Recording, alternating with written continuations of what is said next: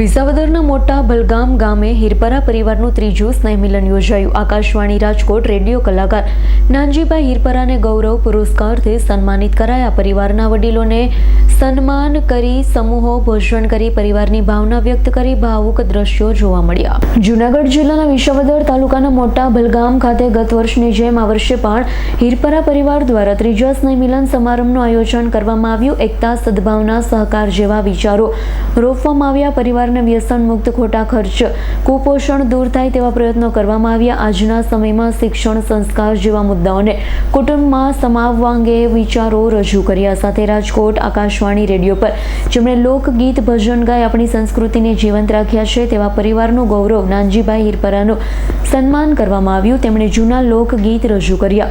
શૈલેષભાઈ હિરપરાએ કૌટુંબિક ભાવના વિશે વિચારો રજૂ કર્યા। સાથે હિતેશભાઈ હિરપરાએ સમસ્ત હિરપરા પરિવારના ટ્રસ્ટ વિશે માહિતી આપી। સમાજના અગ્રણીઓ, ગામના સરપંચ અને બ્રાહ્મણી ધામ બગસરાના પ્રમુખ બાબુભાઈ હિરપરા, વિનુભાઈ હિરપરા સહિત પરિવારજનો એક સાથે બેસી સમૂહ ભોજન કરતા ભાવુક દ્રશ્યો જોવા મળ્યા। કલ્પેશભાઈ હિરપરાએ સૌ પરિવારજનનો આભાર માન્યો હતો। નમસ્કાર। આજે અમારે મોટા બલગામ હિરપરા પરિવારનો ત્રીજો સ્નેહ મિલન સમારોહ યોજવામાં આવ્યો હતો।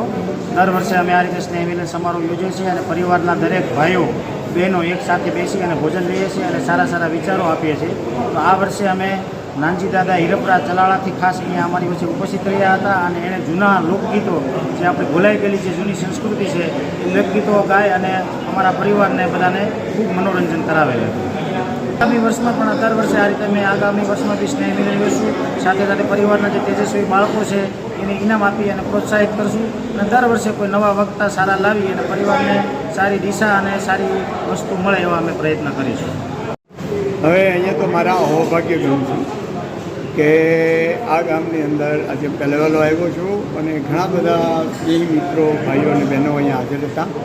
એની વચ્ચે મને લોક સાહિત્ય પીરસવા માટે ખાસ પોલીસમાંથી હિતેશભાઈ, બાપભાઈ અને વિનુભાઈ હિરપરાએ મને આમંત્રિત કર્યો।